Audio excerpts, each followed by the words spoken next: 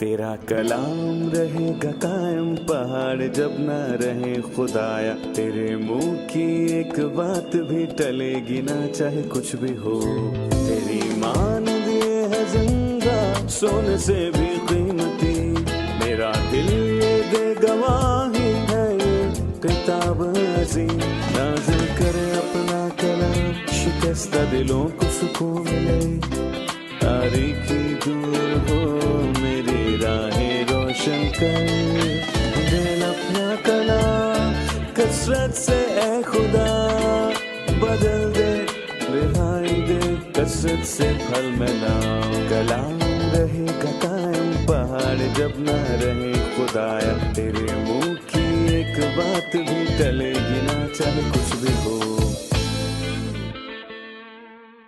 عزیز ناظرین، میں Ayad Zarif آپ تمام دیکھنے والوں کو ہمارے روز کے بائبلی مطالعاتی پروگرام کی نئی قسط میں خوش آمدید کہتا ہوں۔ اس پروگرام میں ہم بائبل مقدس کی تمام کتابوں یعنی پیدائش تا مکاشفہ تفصیلی مطالعہ پیش کر رہے ہیں۔ ابھی ہم امثال کی کتاب کا مطالعہ کر رہے ہیں جو کہ پرانے عہد نامے کی تیسری نظمی کتاب ہے اور ہم اس کے 11ویں باب پر ہیں۔ پروگرام کے باقاعدہ آغاز کرنے سے پہلے میں خادمین کا اسٹوڈیوز میں خیر مقدم کروں گا۔ ڈاکٹر فیاض خوش آمدید۔ شکریہ بھائی اسام خوش آمدید۔ بہت شکریہ۔ اور اسٹوڈیو میں آئے دیگر مہمانوں کو بھی خوش آمدید۔ بھائی اسام، میں 11ویں باب کی چند آیات پڑھنے کے بعد آپ سے سوال کروں گا۔ دغاباز کے ترازو سے خداوند کو نفرت ہے لیکن پورا باٹ اس کی خوشی ہے، تکبر کے ہمراہ رسوائی آتی ہے لیکن خاکساروں کے ساتھ حکمت ہے، راست بازوں کی راستی ان کی رہنما ہوگی لیکن دغابازوں کی کجروی ان کو برباد کرے گی، قہر کے دن مال کام نہیں آتا لیکن صداقت موت سے رہائی دیتا ہے، کامل کی صداقت اس کی رہنمائی کرے گی لیکن شریر اپنی ہی شرارت سے گر پڑے گا، راست بازوں کی صداقت ان کو رہائی دے گی لیکن دغاباز اپنی ہی بدنیتی میں پھنس جائیں گے، مرنے پر شریر کی توقع خاک میں مل جاتی ہے اور ظالموں کی امید نیست ہو جاتی ہے، صادق مصیبت سے رہائی پاتا ہے اور شریر اس میں پڑ جاتا ہے، بے دین اپنی باتوں سے اپنے پڑوسی کو ہلاک کرتا ہے لیکن صادق علم کے ذریعے سے رہائی پائے گا، صادقوں کی خوشحالی سے شہر خوش ہوتا ہے اور شریروں کی ہلاکت پر خوشی کی للکار ہوتی ہے، راست بازوں کی دعا سے شہر سرفرازی پاتا ہے لیکن شریروں کی باتوں سے برباد ہوتا ہے۔ یہ بات واضح ہے کہ اس میں صادق اور شریر کے درمیان موازنہ موجود ہے۔ اس میں ہم کیا دیکھتے ہیں؟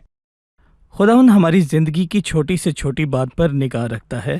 لوگ تصور کرتے ہیں کہ خداوند صرف گرجا گھروں میں موجود ہے جہاں وہ جا کر دعا کرتے ہیں، وہ وہاں جا کر خدا کو خوش کرنے کی کوشش کرتے ہیں، دگا کے ترازو سے خدا کو نفرت ہے لیکن پورا باٹ اس کی خوشی ہے۔ شریعت کے دنوں سے ہی خدا نے حکم دیا کہ دیکھیں، شریعت کے دنوں میں خداوند نے یہ حکم دیا کہ تو اپنے تھیلے میں طرح طرح کے چھوٹے اور بڑے بانٹ نہ رکھنا۔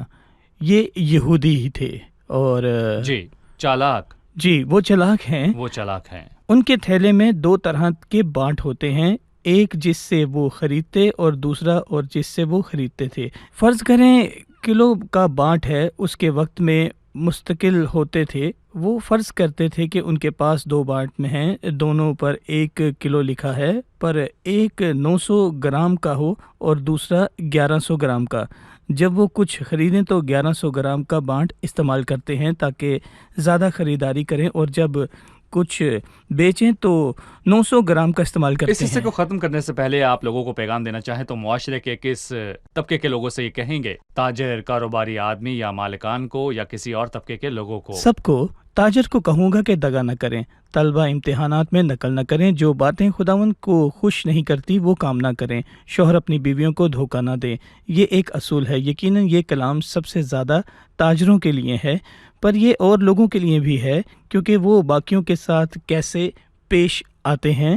اور امثال کی کتاب میں ہمیں اس بات کی بار بار یقین دہائی کرائی گئی ہے کہ اس کتاب میں 3 مختلف اور متاثر چیزوں کے بارے میں بار بار بات ہوئی ہے، یعنی حکمت اور جہالیت، سستی اور محنت، فخر اور ندامت۔ لکھا ہے تکبر کے ہمراہ یعنی جب وہ آتا ہے رسوائی اس آتی کے ہے۔ ساتھ رسوائی آتی ہے۔ یہ حقیقت تمام تاریخ میں واضح ہوئی ہے، لیکن خاکساروں کے ساتھ حکمت ہے۔ خاکسار لوگ معاملات کو بہتر سمجھتے ہیں اور جبکہ متکبر اپنی آنکھیں ندامت کا بند الٹ کر کیا لیتے ہے؟ ہیں۔ جلال؟ جلال، ٹھیک ہے۔ جو فخر کرتا ہے چاہتا ہے کہ جلال کے کسی مقام پر پہنچے اور مشہور ہو جائے، جی پر جب وہ مقام پا لیتا ہے تو اس کو عزت کے بجائے ندامت ملتی ہے۔ جی، اس کا الٹ ملتا ہے کیونکہ اس کی جھوٹی عزت کمانے کی کوشش کی، اس لیے وہ غلط مقام پر پہنچا۔ تیسری آیت میں لکھا ہے راست بازوں کی راستی ان کی رہنمائی ہوگی، لیکن دغا بازوں کی کج روئی ان کو برباد کر دے گی۔ راست بازوں کا مقصد صاف اور واضح ہوتا ہے، ان کے لیے خدا سب کچھ کرتا ہے، خدا ہی سب کچھ کرتا ہے۔ راست باز کا مقصد صرف یہی ہوتا ہے کہ خدا کو خوش کرے، وہ اس کی راہ پر چلتا ہے، وہ ہر کام ویسا ہی کرتا ہے جیسا ہونا چاہیے۔ جو اس راہ کے مطابق چلتا ہے خداوند اس کی رہنمائی کرتا ہے اور وہ اپنے مقصد تک پہنچ جاتا ہے۔ ہم نے کچھ ابواب پہلے پڑھے، لیکن صادقوں کی راہ نور سحر کی مانند ہے جس کی روشنی دوپہر تک بڑھتی جاتی ہے، لیکن دغا بازوں کی کج روئی ان کو برباد کرے گی۔ دغا باز کا لفظ بہت واضح ہے، یعنی جب تک کسی کو ہم سے کام ہو وہ ہم سے اچھا برتاؤ کرے اور جب کام پورا ہو جائے تو ہمیں دھوکہ دے دے۔ کج روئی یعنی ٹیڑھی راہ پر چلنا، یہ سیدھی راہ پر الٹ ہے۔ ہم جانتے ہیں کہ دو جگہوں کے بیچ کم از کم فاصلہ سیدھی راہ پر طے ہوتا ہے۔ سیدھی راہ۔ اس نے بیان کیا کہ کجروئی سب کچھ برباد کر دیتی ہے۔ لکھا ہے قہر کے دان مال کا نہیں آتا۔ مجھے یاد ہے کہ ہم نے پچھلی قسط میں دولت مند آدمی اور مضبوط شہر کی بات کی تھی۔ جب قہر کا دن آ جائے گا جو کہ عدالت کا دن ہے تو مال کام نہیں آئے گا۔ ایک یہودی کا سارا مال خدا کی برکات میں ہے، پر خداوند نے اپنے شاگردوں سے کہا دولت مند کا آسمان کی بادشاہی میں داخل ہونا مشکل ہے۔ شاگردوں نے پوچھا پھر کون نجات پا سکتا ہے؟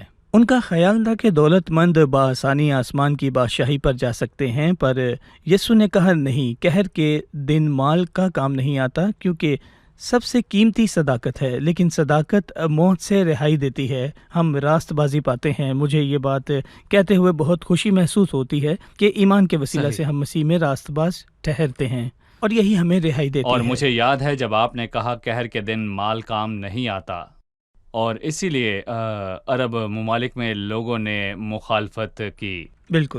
اور ان عرب ممالک کے حاکموں کے پاس دولت تھی اور بہت سخت مخالفت تھی، پر وہ لوگوں کے غصے کے سامنے کھڑے نہیں ہو سکے اور ان کا نظام ختم ہو گیا۔ سوچیں خدا کا قہر کس قدر خدا ہوگا۔ کے قہر کے دن کو سوچیں۔ کون یہ سوچ سکتا ہے کہ کچھ کاموں میں اور مال و دولت اور کوشش سے وہ خدا کے قہر کے سامنے ٹھہر سکتا ہے؟ اس کے قہر کے سامنے کچھ نہیں ٹک سکتا، لیکن صداقت موت سے رہائی دیتی ہے۔ ہم وقفے کے بعد مطالعے میں آگے بڑھیں گے۔ ناظرین، ملتے ہیں ایک چھوٹے سے وقفے کے بعد، ہمارے ساتھ رہیے۔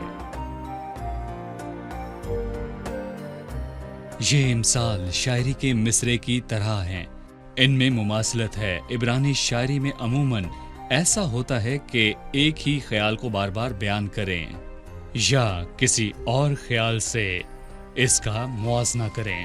عبرانی شاعری میں 3 طرح کی متوازیت موجود ہے: مترادف متوازیت، متضاد متوازیت اور ترکیبی متوازیت۔ اس میں دوسرا مصرع پہلے مصرے میں بیان خیال کو مکمل کرتا ہے۔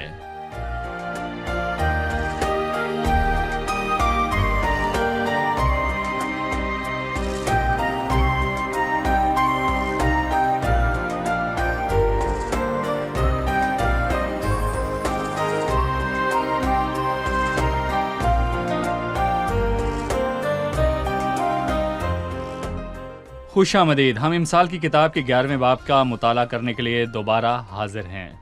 ڈاکٹر فیاض، اگلی آیات میں صداقت اور شرارت اور راستی اور گناہ کا موازنہ ہے۔ میری خواہش ہے کہ آپ اس پر اپنی روشنی ڈالیے۔ میں آیت 4 میں مزید یہ کہنا چاہوں گا کہ قہر کے دن مال کام نہیں آتا، لیکن صداقت موت سے رہائی دیتی ہے، اور اس سے مجھے صفنیہ پہلے باب اور حزقیل 7 میں لکھا ہے، خداوند کے قہر کے دن ان کا سونا چاندی انہیں بچا نہیں سکے گا۔ جب خداوند کا قہر بھڑکے تو ہم اسے کیسے خوش کریں؟ کیا ہم اپنا سونا چاندی اسے دیں؟ کچھ کام نہیں آتا، کوئی مال دولت اور خوبصورتی کام نہیں آتی۔ جب مسیح آئے تو سب بدل جائے گا، اور جو اپنے کاموں اور سب مال و دولت پر تکیہ کرے یہ سب بیکار ہے۔ لیکن صداقت موت سے رہائی دیتی ہے، اور اس سے مجھے امیر آدمی اور لازر کی کہانی یاد آتی ہے۔ امیر آدمی کے پاس بہت دولت تھی جو اس کے کام نہ آئی، لیکن لازر نے خداوند پر تکیہ کیا۔ اسی لیے اس کہانی میں لازر کا نام، جس کے معنی خداوند میرا مددگار ہے، تو یوں ہوا کہ جب لازر مر گیا تو فرشتے اسے ابراہم کی گود میں لے گئے۔ تو ہم نے سیکھا کہ وہ مرا نہیں بلکہ وہ ابراہم کی گود میں بیٹھا ہے۔ صداقت کا عمل کی رہنمائی کرے گی اور شریر اپنی ہی شرارت سے گر پڑے گا۔ اگر بے گناہ اپنے راستے سے گمراہ ہو جائے تو صداقت اسے واپس صحیح راستے پر لے آتی ہے۔ اور یاد رکھیں، جب پطرس نے گناہ کیا اور اپنے راستے سے بھٹک گیا اور ٹھٹھا بازوں کی مجلس میں بیٹھا جبکہ غلام سردار کاہن کے گھر میں سکونت کر رہے تھے، لیکن خداوند خاص طریقے سے پیش آیا، کیونکہ راست بازی اپنا کام میں کہوں گا خوب جانتی ہے۔ صداقت نے اس کی راہ کو درست کیا اور وہ باہر جا کر زار زار رویا۔ پھر اس نے خداوند کے پیغام کو سنا۔ وہ گلیل تبریاس کی جھیل پر گیا اور خداوند نے اسے بحال کیا اور اس کی راہ کو درست کیا، کیونکہ لکھا ہے وہ میری جان کو بحال کرتا ہے، وہ مجھے صداقت کی راہوں پر لے چلتا ہے۔ لیکن لکھا ہے کہ شریر اپنی راہ سے گر پڑے گا۔ پطرس اور یہودا اسکریوتی میں کیا فرق ہے؟ افسوس، یہودا نے اپنی شرارت دکھائی اور اس نے خدا کی تعلیم پر عمل نہیں کیا، اور خدا کی تعلیم پر عمل نہیں کیا۔ مسیح نے کہا، میاں جس کام کو آیا ہے وہ کر لے۔ وہ کہنا چاہتا تھا، میں تجھ سے پیار کرتا ہوں، ابھی موقع ہے، جا اور توبہ کر لے۔ افسوس، اس نے خود کو پھانسی دے دی اور اپنی شرارت میں گر پڑا، اور راست بازوں کی صداقت ان کو رہائی دے گی، لیکن دغا باز اپنی ہی بدنیتی میں پھنس جائیں گے۔ اور یہی بات پطرس اور یہودا اسکریوتی پر صادق آتی ہے۔ مرنے پر شریر کی توقع خاک میں مل جاتی ہے اور ظالموں کی امید نیست ہو جاتی ہے، اور شریر کی ساری امید اور توقعات زمین سے جڑی ہوئی ہیں۔ اگر وہ مر جائے تو سب ختم۔ اور پولس رسول نے فلپیوں کے خط میں ایسے لوگوں کے بارے میں بیان کیا نیست ہو جاتی ہے کہ ان کا خدا پیٹ ہے اور وہ اپنی شرم کی باتوں پر فخر کرتے ہیں اور دنیاوی چیزوں کے خیال میں رہتے ہیں، اور ان کی امید اور توقع زمینی چیزوں سے ہے، اور اگر ان کی زمینی زندگی ختم ہو جائے تو کوئی امید یا پھر توقع نہیں رہتی۔ لیکن میں کہوں گا کہ ہماری توقع اور ہماری امید ہمارے باپ کے گھر میں خداوند یسوع سے جڑی ہے۔ صادق مصیبت سے رہائی پاتا اور شریر اس میں گر جاتا ہے۔ یہ بہت خوبصورت آیت ہے۔ اس سے مجھے مرتکی کی کہانی یاد آتی ہے۔ مرتکی مصیبت سے بچ گیا، سو انہوں نے حمان کو اسی سولی پر جو اس نے مرتکی کے لیے تیار کی تھی، آستر کی کتاب میں، سولی پر لٹکا دیا۔ اس نے اس کے لیے جو گڑھا کھودا تھا اس سے گہرا کیا، لیکن وہ خود اس میں گر پڑا۔ اور اس کے بعد آیت میں ذکر ہوا کہ ایماندار کا اپنے گرد لوگوں پر کیسا اثر ہوتا ہے۔ بے دین اپنی باتوں سے اپنے پڑوسی کو ہلاک کرتا ہے۔ بے دین اپنے پڑوسی کی خوشامد کرتا ہے اور اس کی تعریف کرتا ہے۔ لکھا ہے، صادق مجھے مارے تو مہربانی ہوگی، وہ مجھے تنبیہ کرے تو گویا سر پر روغن ہوگا۔ صادق مجھے مارے تو مہربانی ہوگی، وہ مجھے تنبیہ کرے تو گویا سر پر روغن ہوگا۔ اور صادق اپنے پڑوسی سے کہتا ہے کہ اپنی راہ سیدھی کر، پر بے دین اپنے دوست کی راہ کو تباہ کرتا اور اس کی غلطیوں کو سدھارتا نہیں۔ صحیح۔ لیکن صادق علم کے ذریعے رہائی پائے گا۔ صادقوں کی خوشحالی سے شہر خوش ہوتے ہیں۔ شریروں کی ہلاکت سے خوشی کی للکار ہوتی ہے، اور راست بازوں کی دعا سے شہر سرفرازی پاتا ہے، یعنی کہ ایماندار کا اثر پورے شہر پر ہوتا ہے۔ ہم مردگی کو یاد کریں کہ خداوند نے یہ کیا کہ وہ بادشاہ کی طرف سے اونچا مقام پائے، اور اس نے اس مقام پر پہنچ کر شہر کو بچایا۔ اور واز کی کتاب میں لکھا ہے، مگر اس شہر میں ایک کنگال دانشور مردہ پایا گیا، اور اس نے اپنی حکمت سے اس شہر کو بچا لیا۔ یہ خداوند یسوع مسیح کے لیے ہے۔ اور یوسف بھی حاکم بنا، اور سفنات ساری دنیا پر اثر انداز ہوا۔ اس نے ساری دنیا کو قحط سالی سے بچانے کا ایک اچھا منصوبہ تیار کیا۔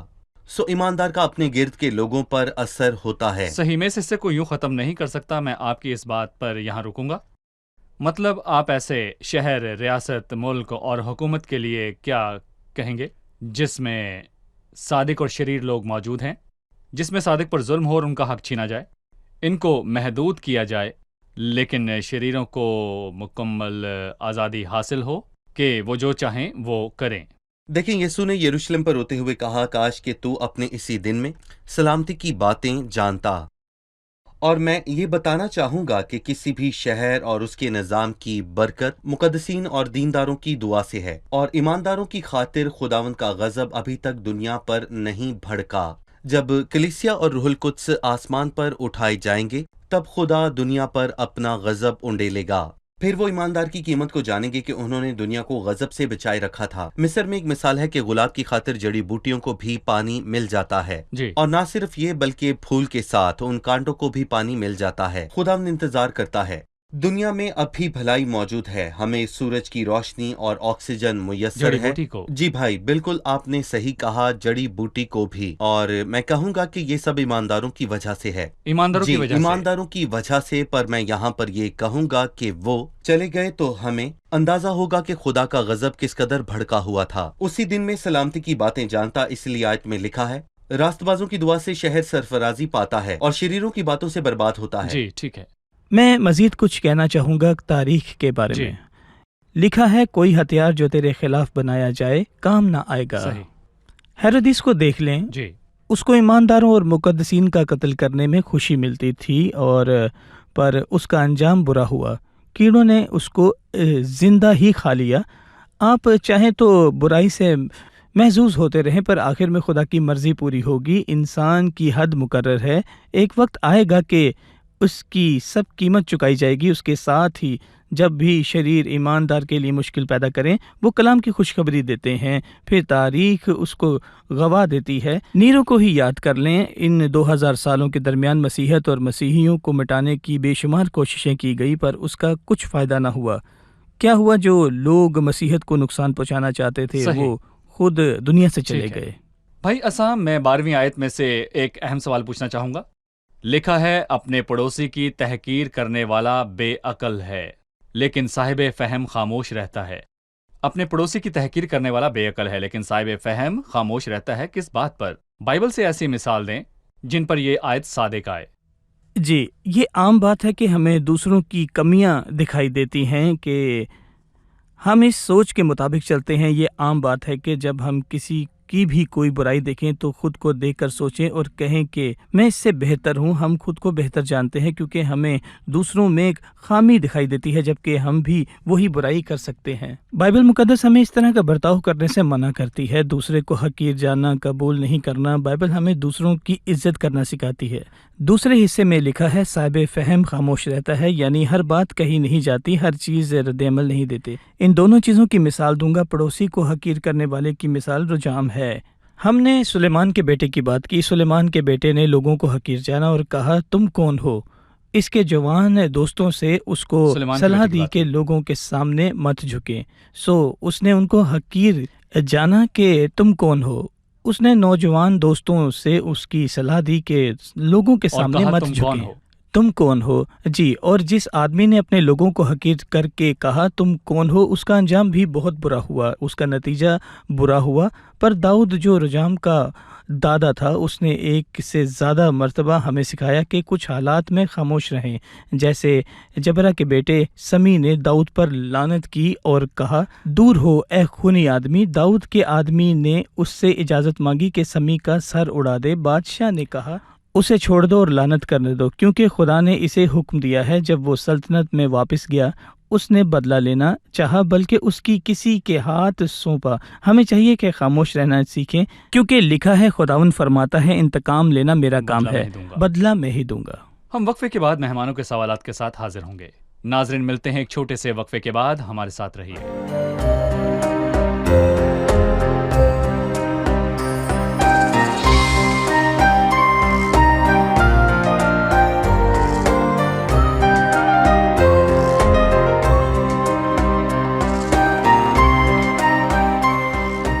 خوش آمدید۔ آئیے چلتے ہیں مہمانوں کی جانب اور جانتے ہیں ان کا سوال۔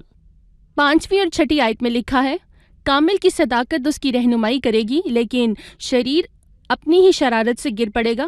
راست بازوں کی صداقت ان کو رہائی دے گی لیکن دغا باز اپنی ہی بدنیتی میں پھنس جائیں گے۔ یہاں پر کچھ تضاد نظر آتا ہے۔ ہم نے دیکھا کہ صادق لوگ شریروں کے ہاتھوں دکھ اٹھاتے ہیں، جو مسیح کے نام سے آتا ہے اس کو قتل کرتے ہیں۔ تو کیا خدا کے کلام اور اصل زندگی میں تضاد ہے؟ آپ کے خیال میں اصل زندگی خدا کے کلام سے مختلف ہے؟ بالکل۔ جی بھائی، آپ اس پر کیا کہیں گے؟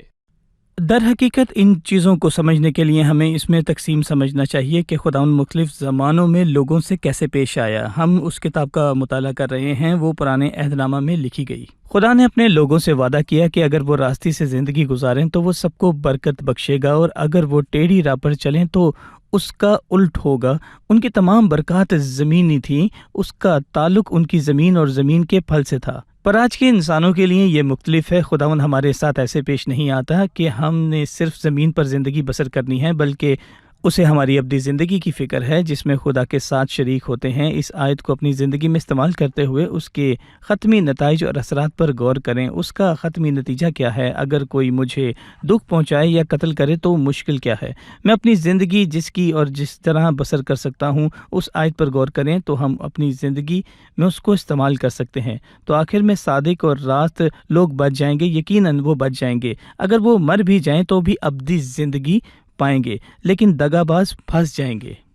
وہ اپنے ہی کاموں میں پھنس جائیں گے۔ وہ وقت بہت نزدیک ہے جب ایک دن وہ عدالت کے سامنے پیش ہوں گے، اور اس دن خدا سب دغا بازوں اور منافق لوگوں کی خود عدالت کرے گا۔ مطلب اب ہم فضل کے دور میں ہیں اور ہماری برکات ابدی ہیں، اور ایمانداروں کی ابدی زندگی آسمان پر ہے، صرف زمینی زندگی نہیں ہے۔ ایماندار جن مشکلات کا سامنا کرتا، درد سہتا اور مسیح کی خاطر جان قربان کرتا ہے، یہ سب الہی آلات ہیں، اور یہ ایماندار کے کیونکہ لیے ہماری نقصان دم بھر نہیں۔ کی ہلکی سی مصیبت بے مثال ہے، ہمارے لیے ازحد بھاری اور ازحد ابدی جلال کو پیدا کرتی ہے۔ صحیح۔ کہ ہماری مصیبتیں تھوڑی سی جی، ہیں۔ ایک آیت سے بھائی کی بات واضح ہو جائے گی۔ پولس نے اپنی شہادت سے پہلے یہ کہا کہ خداوند نے مجھے طاقت بخشی، خداوند مجھے ہر ایک برے کام سے چھڑائے گا اور اپنی بادشاہی میں صحیح سلامت پہنچا دے گا۔ وہ ہمیں کیسے بچائے گا اور برے کاموں سے کیسے چھڑائے گا؟ جب آپ مر جائیں تو خداوند آپ کو ہر برے کام سے کیسے چھڑائے گا؟ جب کچھ دنوں بعد اسے قتل کرنا تھا، اس نے کہا کیا سر قلم موت ہونا کے برا باوجود۔ کام ہے؟ خداوند مجھے موت کے باوجود بچائے گا۔ جی۔ یوں کہہ لیں کہ خداوند مجھے موت کے ذریعے بچائے گا جی۔ اور ہمیں آسمانی بادشاہی میں پہنچائے گا۔ ڈاکٹر فیاض، 12ویں آیت سے آگے کچھ اہم اصولوں کی بات ہوئی ہے، میں اس پر بات کرنا چاہوں گا، لہٰذا آپ اس کے بارے میں ہمیں مزید بتائیے۔ لکھا ہے جو کوئی لتراپن کرتا ہے راز فاش کرتا ہے، لیکن جس میں وفا کی روح ہے وہ رازدار ہے۔ لتراپن کرنے والا یعنی وہ شخص جو فالتو باتیں کرے اور اپنے بھائی کے خلاف باتیں بنائے تاکہ اس کو لوگوں کے سامنے برا ٹھہرائے اور اسے نقصان پہنچائے۔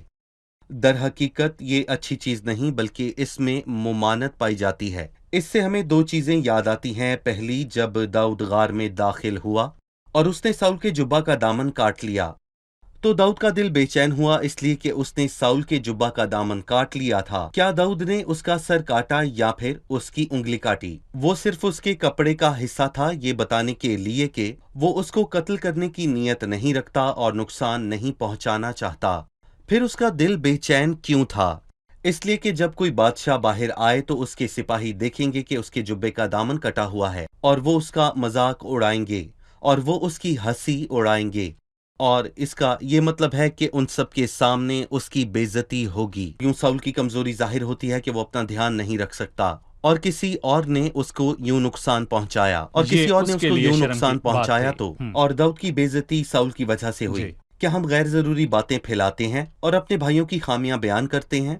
تو کیا اس بات سے ہمارے دل بے چین نہیں ہوتے، یا پھر ہم اس بات کو معمولی بات سمجھتے ہیں؟ جی۔ اور پھر آگے بھائی، میں 16ویں آیت پر آپ کی رائے چاہتا ہوں تاکہ ہم آگے بڑھ سکیں۔ نیک سیرت عورت عزت پاتی ہے۔ نیک سیرت عورت کون ہے؟ نیک سیرت عورت کی سیرت دو چیزوں میں ظاہر ہوتی ہے، کہ اس میں تحمل اور صبر کی روح موجود ہوتی ہے، اور دوسری کہ اس کا کلام نمکین ہو۔ یہ دو چیزیں ہیں۔ 31ویں باب کی روشنی میں نیک سیرت عورت وہ ہے جس کے منہ سے حکمت کی باتیں نکلتی ہیں اور اس کی زبان پر شفقت کی تعلیم ہے، اس کی باتیں حکمت سے بھری ہوں اور اس کے کلام سے کسی کو نقصان نہ ہو۔ نیک سیرت عورت کی 3 مثالیں تو اناجیل سے ہیں۔ صحیح۔ اس نے داؤد کو خداوند کہا اور خود کو اس کا غلام کہا جبکہ وہ غصے میں تھا، اور وہ اس کے پاس تحفہ لائی اور کہا کہ داؤد اس سے زیادہ قیمتی ہے۔ وہ نوکروں کے لیے تحفے لائی اور داؤد کو راست کہا کہ اس میں کوئی برائی نہیں، اور یہ کہ وہ خداوند کی جنگ لڑتا ہے، وہ خدا کا منصوب ہے، اور اس نے کہا کہ اپنی سفید زندگی میں کالا دھبا نہ وہ نیک لگنے سیرت عورت دینا، کے لیے اور نمونہ ہے۔ کاش نیک کہ سب سیرت لوگ اس کو عورتوں ایک کے لیے نمونہ نمونہ ہے۔ سمجھیں۔ وہ فضل کی مثال ہے۔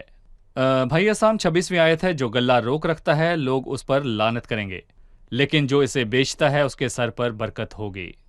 اس آیت میں ہمارے لیے حوصلہ افزائی ہے یا کوئی تنبیہ ہے؟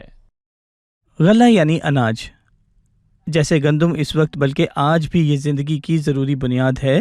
زندگی کی بنیاد ضرورت ہے۔ روٹی گندم سے بنتی ہے، لوگوں کے لیے یہ بنیادی ضرورت ہے۔ جو غلہ روکتا ہے، جو اس کی بنیادی ضرورت کو اپنے پاس رکھتا ہے اور لوگوں کو نہیں دیتا، آج بھی لوگ ایسا کرتے ہیں، وہ اہم اشیاء روک دیتے ہیں۔ یقیناً بائبل مقدس میں یہاں اس کے یہ معنی نہیں ہیں، پر اس سے لوگ ان پر لعنت کرتے ہیں۔ میں مزید یہ کہوں گا کہ ہماری ابدی زندگی ہمارے ہاتھ میں ہے۔ ابدی زندگی کی کنجی مسیح ہے۔ دیکھیں، جب ضرورت اشیاء کو روک دیا جاتا ہے، میں یہاں پر پھر دہرانا چاہتا ہوں کہ زندگی کی کنجی مسیح ہے۔ ہم خود اس کو روک دیتے ہیں صحیح، اور لوگوں میں اس کو بانٹتے نہیں ہیں۔ ٹھیک ہے، اس پروگرام میں غلہ روکتے نہیں بلکہ مسیح جو خدا کی طرف سے آسمان سے بھیجی روٹی ہے، ہم اسے بانٹتے ہیں۔ جو غلہ روک رکھتا ہے لوگ اس پر لعنت لیکن جو اسے کریں گے۔ بیچتا ہے اس پر برکت ہوتی ہے۔ جی، تصور کریں کہ ایک مسیحی شخص نوکری کرتا ہو اور اس کے ساتھ کوئی ایسا شخص ہو جو خداوند کو نہ جانتا ہو، اور جب تک وہ مر جائے تب تک مسیح کے بارے میں کچھ نہ جانتا ہو۔ تصور کریں کہ مسیحی شخص اپنی غیر مسیحی پڑوسی سے خدا کی بات نہ کرے۔ اگر خداوند ہمارے دل کو عزیز ہے، ہمیں چاہیے کہ اوروں کے ساتھ اس کا ذکر کریں۔ یہ بالکل اچھا نہیں کہ ایک مسیحی شخص کا پڑوسی مسیح کو بغیر جانے ہی مر جائے، یا کسی کے ساتھ مسیحی شخص کام کرتا ہو تو بھی وہ خداوند کے بارے میں نہ جانتا ہو۔ جو غلہ روکتا ہے لوگ لکھا اس ہے پر کوئی لعنت تو کریں گے۔ بھرتا ہے پر تو ترقی کرتا ہے، اور کوئی واجبی خرچ سے دریغ کرتا ہے پر تو بھی کنگال ہے۔ فیاض دل موٹا ہو جائے گا اور سیر کرنے والا خود بھی سیر ہوگا۔ خداوند آپ کو برکت دے۔ چلیے جانتے ہیں مہمانوں نے آج کیا سیکھا۔ اس باب کے آغاز میں خداوند نے ہمیں سکھایا کہ ہمارا ظاہر اور باطن ایک سا ہو، ہماری عملی زندگی اور روحانی زندگی میں فرق نہ ہو۔ خداوند یسوع نے زمین پر تعلیم دیتے ہوئے بھی ہر وقت اس پر زور دیا ہے۔ صحیح۔ 12ویں آیت میں لکھا ہے، تکبر کے ہمراہ رسوائی آتی ہے لیکن خاکساروں کے ساتھ حکمت آتی ہے۔ خداوند یسوع خاکساری کی بہترین مثال ہے، اور مجھ سے سیکھو کیونکہ میں حلیم ہوں اور دل کا فروتن۔ خدا ہمیں خاکسار بننے کی توفیق عطا کرے۔ صحیح۔ میں نے ایک بات سیکھی کہ بہت بار ایماندار ہوتے ہوئے ہم ایمان اور انجیل کی خوشی اور نجات اور ابدی زندگی اپنے لیے رکھ چھوڑتے ہیں۔ ہمیں چاہیے کہ راستے سے لوگوں کے ساتھ رہیں۔ خداوند ہمیں لوگوں کے درمیان صحیح طور پر رہنے کی تعلیم دے تاکہ وہ ہمارے نیک کاموں کو دیکھ کر ہماری امید کی وجہ دریافت کریں۔ شکریہ، خداوند آپ کو برکت دے۔ خادمین کا بھی شکریہ۔ اگلی قسط میں آپ سے پھر ملاقات ہوگی۔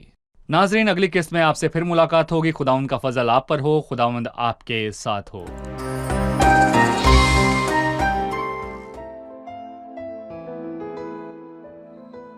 تیرا کلام رہے گا قائم، پہاڑ جب نہ رہے خدایا، تیرے منہ کی ایک بات بھی ٹلے گی نہ، چاہے کچھ بھی ہو۔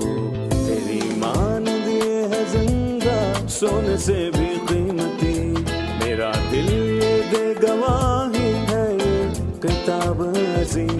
نازل کرے اپنا کلام، شکستہ دلوں کو سکون ملے، تاریکی دور ہو میری راہیں روشن کر، دل اپنا کلام کثرت سے اے خدا بدل دے، رہائی دے کثرت سے پھل ملاؤ۔ کلام رہے گا قائم، پہاڑ جب نہ رہے خدایا، تیرے منہ کی ایک بات بھی ٹلے گی نہ، چاہے کچھ بھی ہو۔